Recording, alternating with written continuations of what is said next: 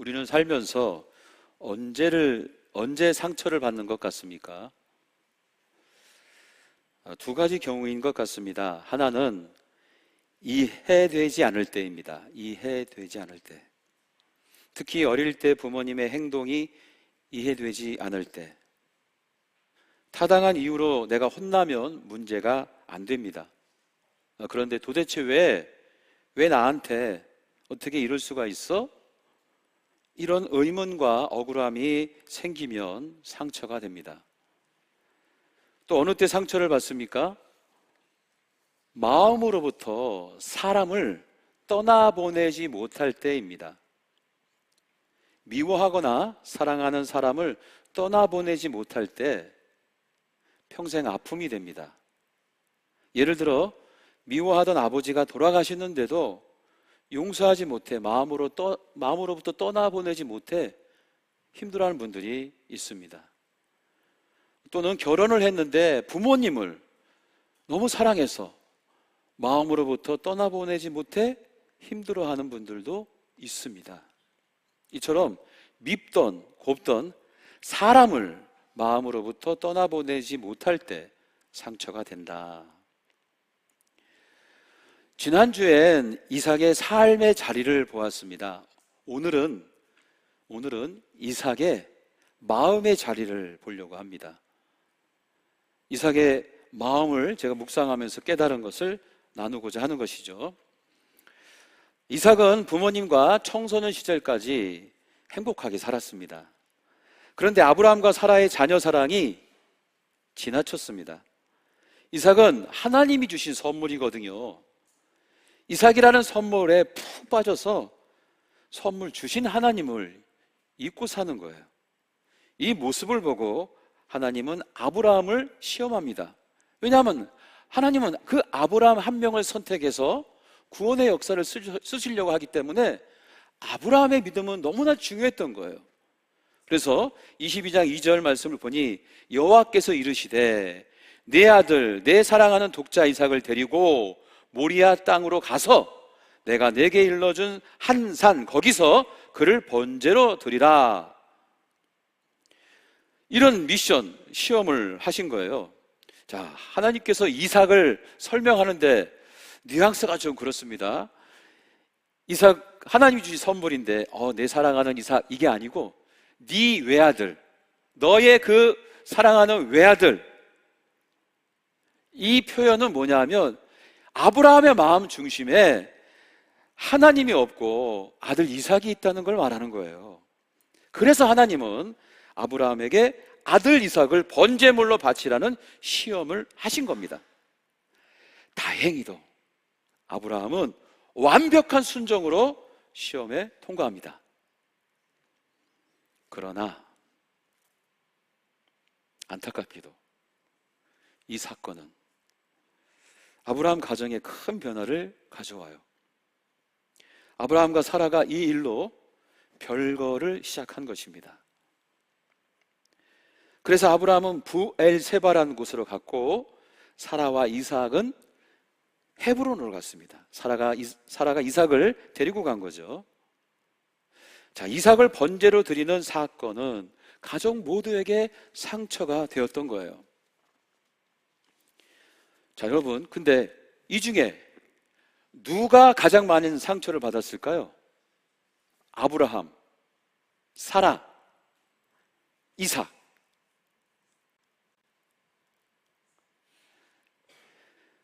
다 상처받았죠. 다 상처가 있었지만 그 중에 가장 많은 상처를 받은 사람은 젊고 어린 이삭이 아닐까. 이삭일 겁니다. 이삭. 왜냐하면 도저히 이해할 수 없는 일, 용서할 수 없는 일이 벌어졌기 때문에 그래요. 야, 아버지가 어떻게 그럴 수 있지? 이삭은 아버지를 이해할 수가 없었어요. 더 올라가면 그 아버지의 하나님도 이해할 수 없는 겁니다. 자, 어떤 주석가들은 이삭이 자원에서 묶였다, 그래서 제단에 스스로 올라갔다 이렇게 미화합니다. 그 이유는 아니 16 정도 되는 청소년이 110살 넘은 아버지를 힘으로 제압하지 못할 리 없다. 그런데 제압하지 않고 그 제단에 올라간 것은 스스로 올라간 것이다. 그러므로 이삭은 어릴 때부터 믿음의 조상답게 믿음이 좋았다. 이렇게 얘기를 할 수 있죠. 그런데 제가 생각해 볼 때 여러분, 만일 이삭의 믿음이 정말 좋았다면 상처를 덜 받았을 뿐 아니라 어머니 사라를 설득해서 별거하는 것을 막았을 겁니다. 외아들이잖아요. 100세 얻은 그 외아들이 아예 같이 살아요. 이렇게 얘기하면 부모들이 알겠다 뭐 이렇게 하지 도저히 못 이러지 않습니다. 자, 이삭이 엄마한테 만약에 엄마 괜찮아, 나 괜찮아, 나 아무렇지도 않아, 아빠는 최선을 하나님께 다한 거야, 나도 하나님을 사랑해, 나 믿음이 있거든, 엄마 우리 아빠를 이해하자, 야 우리 집은 이제 앞으로 복 받을 거야 엄마, 이렇게 얘기하면 아마 사라는 별거라는 강수를 두지 않았을 거예요. 그러나 이삭은 사라는 아버지인 아브라함, 남편인 아브라함을 떠납니다. 헤브론 산지로 들어가요. 어머니 사라를 따라서. 그리고 어머니가 죽었는데 이삭은 아버지를 찾지 않습니다. 아버지에게 가지 않아 찾지도 않고. 왜 그랬을까? 상처가 있기 때문이다는 거예요. 우리는 상상할 수 없는 일이 일어나면 설마 아이 그런 일이, 이삭도 그런 거예요. 아버지가 설마 나를 어떻게 하겠어라고 그냥 넋놓고 있었는데 눈앞에 칼이, 아버지 같은 칼이 보이는 거죠. 이삭은 아버지로부터 상처를 받은 거예요. 자, 또 하나 이삭은 어머니에게 상처를 받습니다. 자, 이삭은 어머니 사라와 헤브론 산지로 갔어요. 거기서 이삭은 지극정성으로 어머니 사라의 돌봄을 받았습니다. 지금 사진은 요즘의 헤브론 산지예요. 옛날엔 저렇게 개발도 안 됐어요. 아주 험한 산지예요. 거기 마을도 없으니 어머니 사라만 살겠죠. 친구도 없는 거예요. 어머니의 돌봄, 어머니의 사랑을 받으며 지극정성으로 20년간 함께 살았던 것입니다. 사라는 하나님을 향한 믿음은 약했지만 자식 사랑만큼은 대단했어요. 마음을 다해 이삭을 돌보고 지켰습니다. 그런데 어머니가 세상을 떠났습니다. 여러분, 이삭에게 이보다 슬픈 일은 없는 거예요. 나를 지극정성으로 사랑으로 섬겨주고 사랑해주는 어머니가 사라진 거예요. 자신을 누구보다 사랑해준 유일한 존재 어머니 사라. 그래서 이삭은 어머니를 떠나보내지 못합니다. 자, 이런 모습이 보이는데요. 24장 62절에 보면 그때는 언제냐면 엄마 사라가 죽었을 때, 돌아가셨을 때에 이삭이 브엘라 헤로이에서 왔으니 그가 어디에 머무냐? 네게브 지역은 사막입니다. 네겝 사막이라고 하는 거예요. 거기서 거주하고 있었습니다. 거기서 돌아다니면서 헤매고 다녔어요. 근데 어떤 모습으로 돌아다녔냐면 67절 보시면 이삭이 그의 어머니 사라의 장막으로 들이다. 자, 사라의 장막은 뭐냐? 사라 어머니가 기거했던, 잠을 잤던 텐트를 말합니다. 텐트. 그때는 다 텐트입니다. 중동 지역의 텐트. 어머니가 살던 텐트를 가지고 네겝 사막을 돌아다닌 거예요. 어떻게 돌아다녔겠어요? 저녁에는 그 텐트를 쳐서 어머니 텐트 안에서 자는 거예요. 그리고 그 텐트는 낮에는 가지고 다니면서 터벅터벅, 사막인 사람이 없잖아요. 그냥 어머니 생각, 엄마 생각만 하는 거예요. 얼마나 엄마가 보고 싶었으면, 얼마나 어머니가 보고 싶었으면 어머니가 살던 천막에서 자며 사막을 혼자 헤매고 돌아다니는 겁니다. 이게 어떤 모습이에요?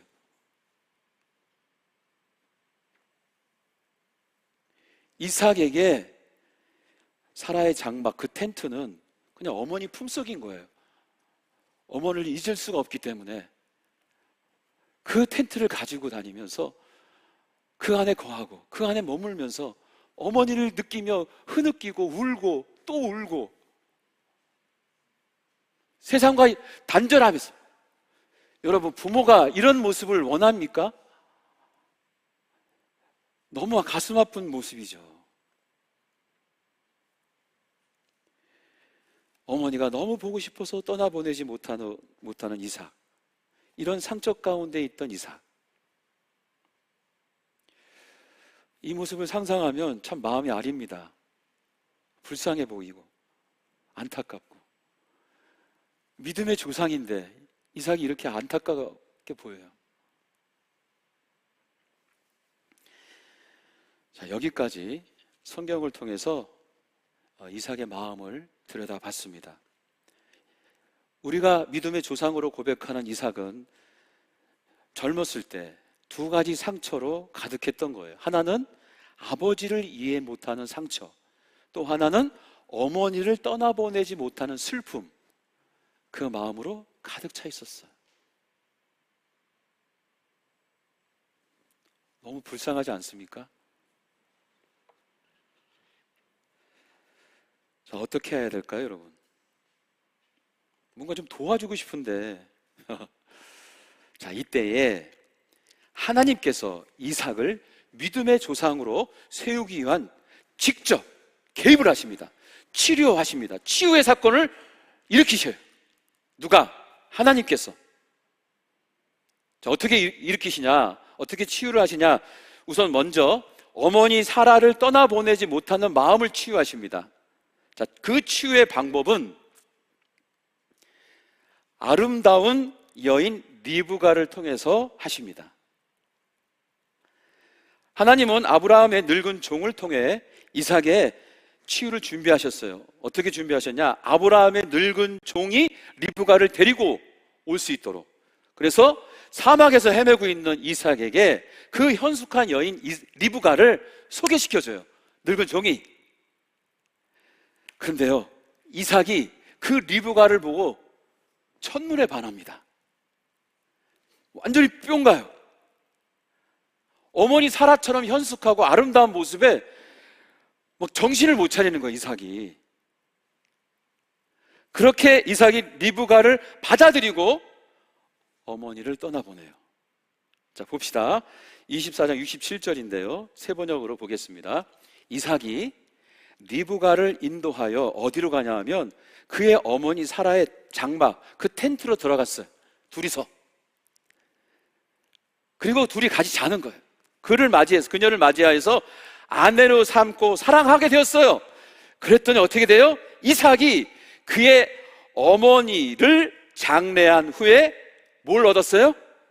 위로를 얻었어요.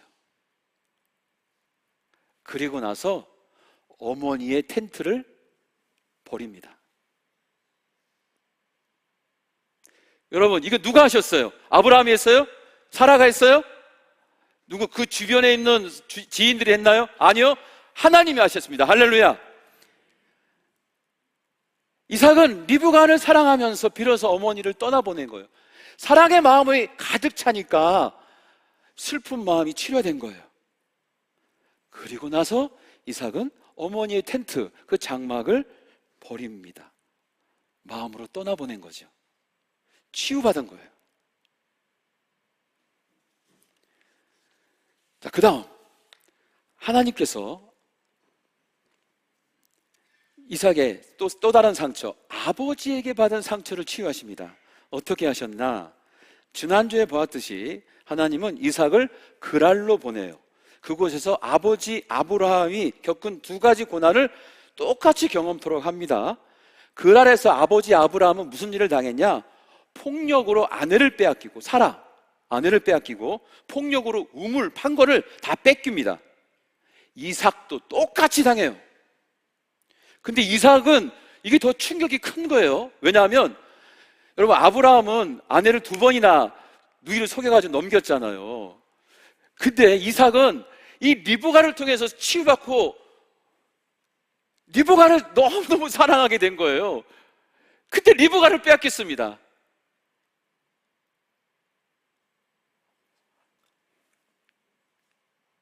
와, 저는 이런 상상하면 너무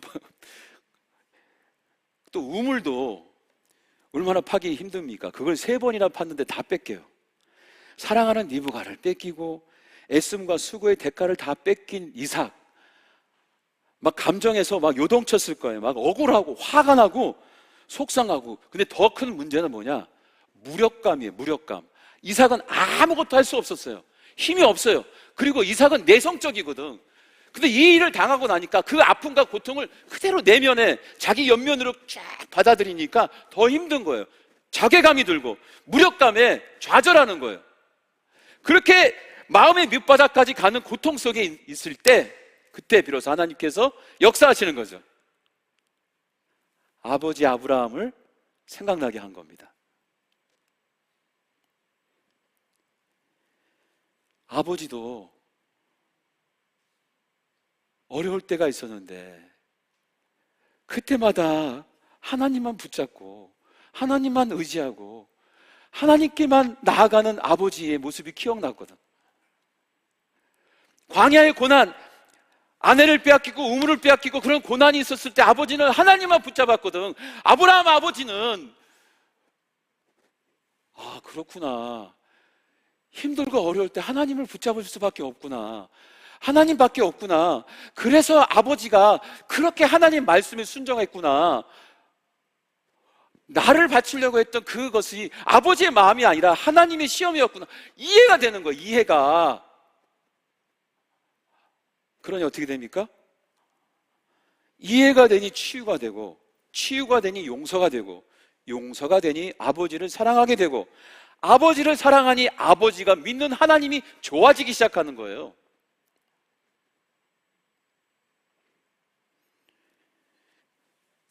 이삭을 하나님께서 이렇게 직접 치유하셨습니다. 리브가라는 여인을 통해서 그 슬픈 마음을 치유했고, 아버지와 똑같은 고난을 통해서 그 마음속에 이해할 수 없는 아버지에 향한 상처를 치유하셨어요. 누가 하셨어요? 누가 하셨어요? 하나님이.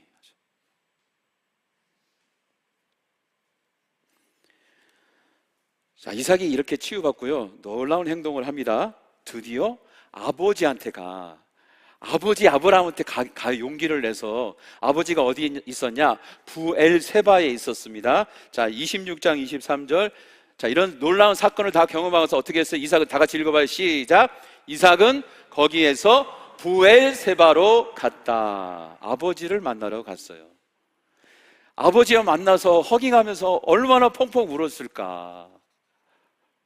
내가 아버지를 이제 이해했어요.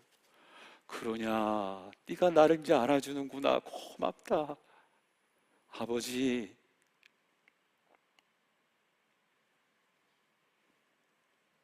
더 놀라운 것은요, 그때부터, 그전에는 이삭이 하나님에 대해 반응을 안 해요. 축복을 하나님이 주신다고 해도 반응을 안 하다가 이때부터 마음이 다 치유받고 난 다음부터 하나님께 영과 진리로 예배를 드리는 예배자가 됩니다.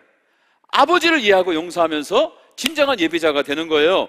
자, 그 모습을 봅니다. 24절인데요 그날 밤에 주님께서 그에게 나타나셔서 말씀하셨습니다. 나는 너의 아버지 아브라함을 보살펴준 하나님이다. 내가 너와 함께 있으니 두려워하지 말아라. 내가 나의 종 아브라함을 보아서 너에게 복을 주고 너의 자손의 수를 불어나게 하겠다. 이렇게 24절에 말씀하셨더니 25절에 곧바로 반응해요. 이삭이. 같이 읽어봅시다. 25절 시작. 이삭이 그곳에 제단을 쌓고 주님의 이름을 부르며 예배하였다. 할렐루야. 드디어 이삭이 우리가 존경하고 바라는 믿음의 조상이 되었습니다. 할렐루야!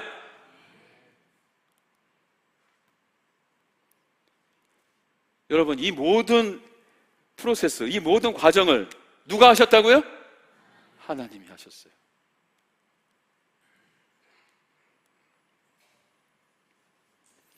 여러분, 이삭의 스토리를 듣고 여러분은 어떤 이야기가 마음에 와닿습니까? 어떤 이야기가 여러분에게 교훈이 됩니까?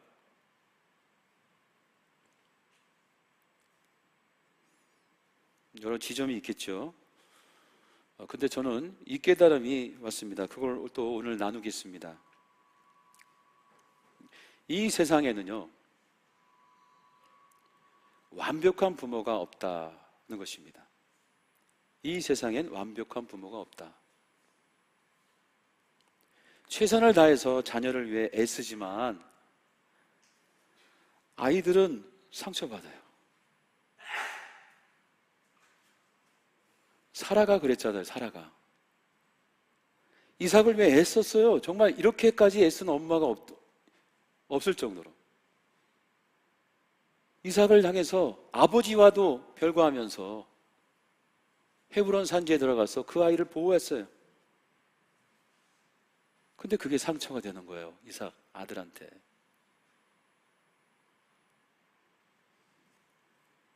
그 결과가 뭡니까? 오랫동안 이삭이 어머니 텐트 속에서 세상과 단절하고 사막을 헤매면서 돌아다니면서 어머니 품속에서 헤어나지 못하는 거 아닙니까? 사랑을 받았는데도 그래요.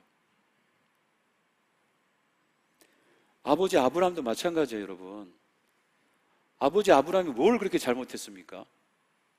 아들한테. 그는 다만 가장으로서 하나님을 잘 믿고 따랐을 뿐이에요. 그게 최선이라고 생각했어요. 그게 가족을 지키는 거라고 확신했어요. 그래서 아브라함이 하나님부터 시험 받는 걸 순종한 것 뿐이에요.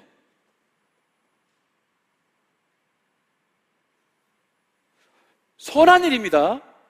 귀한 일이잖아요. 그런데 그 선한 일이 자녀에게도 상처가 된다. 도대체 그럼 어떡하라고?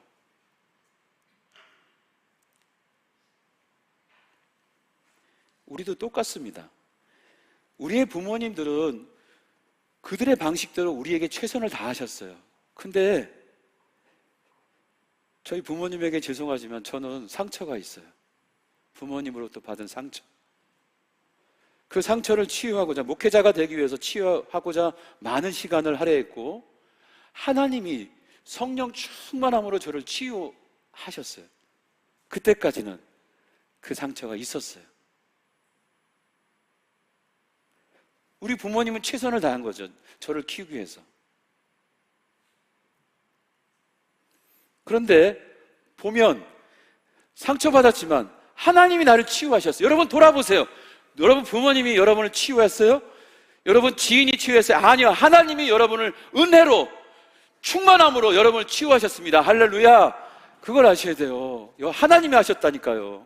저도 하나님이 치유하셨어요. 이것을 계속 연결해서 생각해 보면 우리의 자녀들, 우리도 우리의 방식대로 최선을 다하고 있잖아요. 지금 그 아이에게 뭔가 하나라도 더 해주기 위해서 삶의 현장에서 치열하게 살고 있잖아요.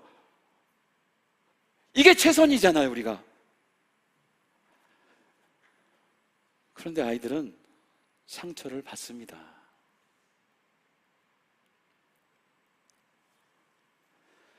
자, 오늘 말씀을 통해 잘 보셔야 합니다. 한 영혼의 인생을 그 누구도 완벽하게 책임질 수 없다. 부모도, 자녀도, 그 어떤 가족도. 한 영혼을 향한 완벽한 계획은 오직 하나님께만 달려 있다는 것이에요. 그럼 부모는 뭐냐? 그 생명을 선물로 우리에게 위탁하셨기에 잠시 품고 있는 거예요. 나에게 맡겨져 있을 때 이 아이들을 위해 내가 아이와 행복하게 잘 지내다 떠나보내면 됩니다.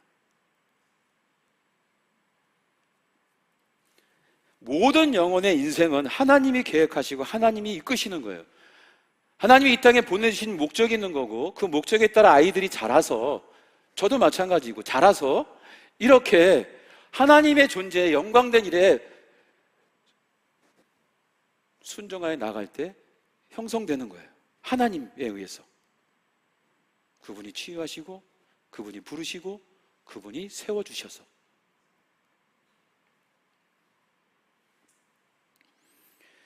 자, 그러면 우리가 부모이기도 하고 자녀이기도 한데, 그러면 나는 자녀에게 또는 부모님에게 어떻게 최선을 다할 수 있을까? 여러분, 자녀를 너무 완벽하게 키우려고 애쓰지 마시고, 부모님에게 완벽하게 잘하려고 또 너무 애쓰지 마십시오. 애씀이 서로에게 상처가 될 수 있어요. 그럼 뭘 하냐? 나에게 우선순위를 두는 거예요. 뭐예요? 내가 받은 상처를 하나님으로부터 먼저 치유받는 게 중요해요. 그래서 내가 하나님으로부터 치유받고, 내가 하나님으로부터 용서받고, 내가 하나님으로부터 사랑이 충만하면 내 안에 천국이 되는 거예요. 할렐루야! 이 천국이 흘러서 다른 사람에게 전이가 되는 거예요. 내가 천국을 누려야 나와 함께하는 아내와 함께하는 남편이 또 자녀가.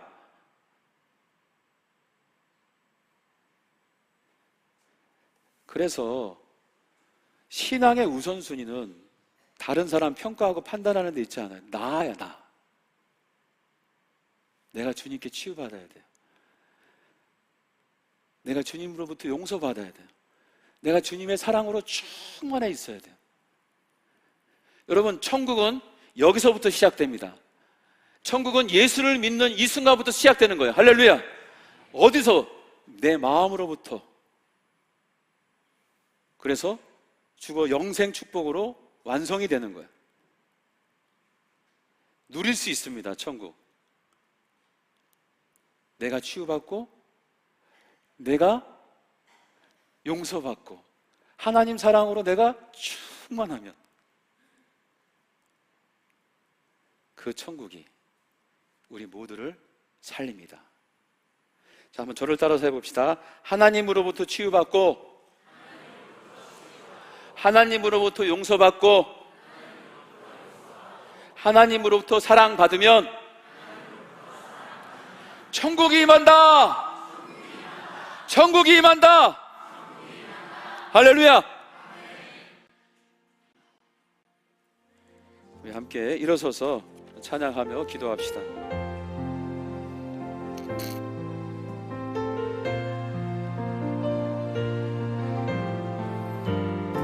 오늘은 내 마음에 한번 집중해 봅니다.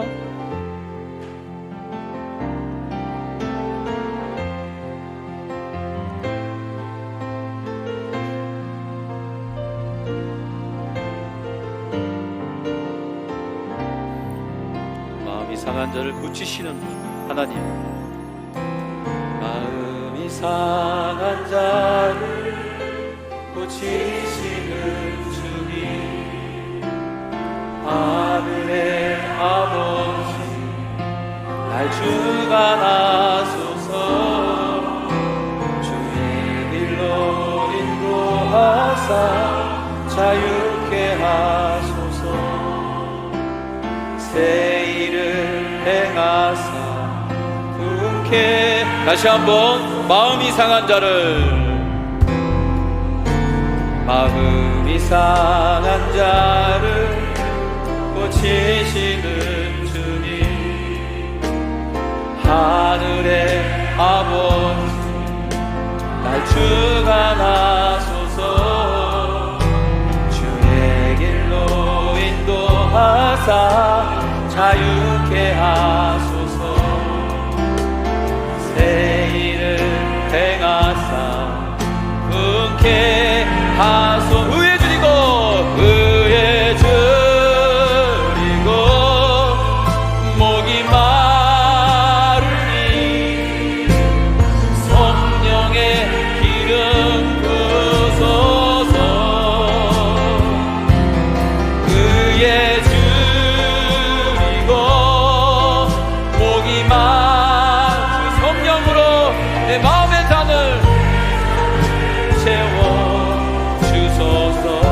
성령으로 채우사, 성령으로 채우사 주 보게 하소서. 주의 임재 속에 은혜 알게 하소서. 주 뜻대로 살아가리. 세상 끝날까지 나를 믿으시고 새날 의에 줄이고 의에 줄이고 목이 마르니 성령의 기름 부으소서.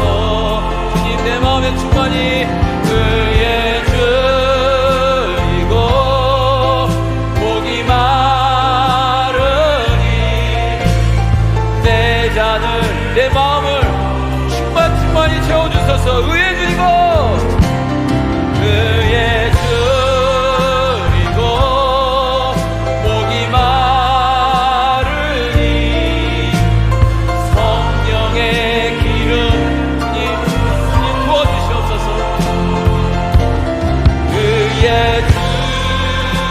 줄이고 목이 마르니 내 잔을 채워. 다시 한번 고백합시다.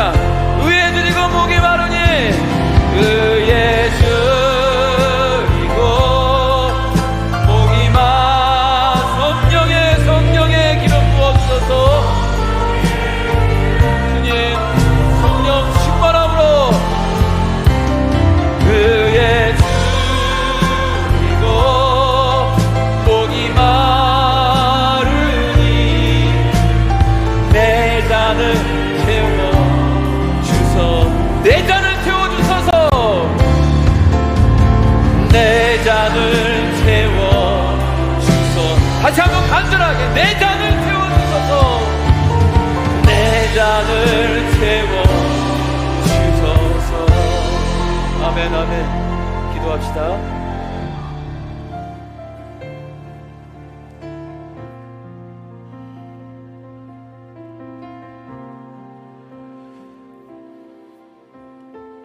완벽한 부모가 없듯이 완벽한 인생도 없습니다. 우리 인간은 늘 결핍과 부족함에 살다 보니 그 욕구를 채우기 위해서 얼마나 우리가 정말 안타깝게 살아가는지. 그러나 우리가 이 땅에서 천국을 누릴 수 있는 단 하나의 방법은 주 성령이 내 마음이 충만히 임하셔서 치료하시고 용서하시고 사랑으로 가득 채울 때, 내 잔이 차고 넘칠 때 우리 그 은혜를 사모하면서 주님께 간절한 마음으로 함께 기도하며 나갑시다. 내 잔을 채워주소서. 나와 함께 하셔서 주님 이삭의 그 놀라운 치유의 역사가 나에게도 일어나게 하여 주시옵소서. 우리 가슴에 손을 얹고 여러분 마음을 치유와 회복과 또 용서와 또 충만함을 위해서 기도하겠습니다. 하나님 주님 역사해 주시옵소서. 아버지 도와주시옵소서. 역사해 주시옵소서. 하나님 구해 주시옵소서. 주님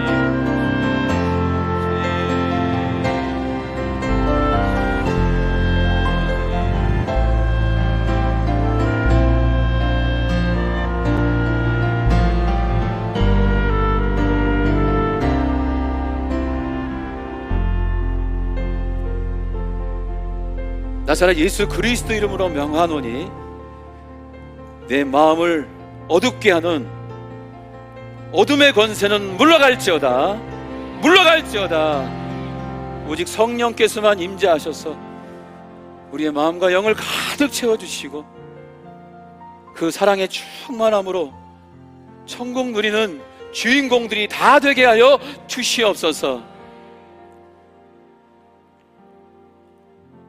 이제는 우리 주 예수 그리스도의 은혜와 하늘아버지의 극진하신 사랑과 성령님의 감화감동 역사하심이 오늘도 주 앞에 마음을 열어 성령의 충만함으로 목마르게 나아가는 모든 권속들의 인생 가정, 사업장, 그리고 우리 교회와 민족과 열방 위에 이제부터 영원토록 함께하기를 간절히 축원하옵나이다. 아멘.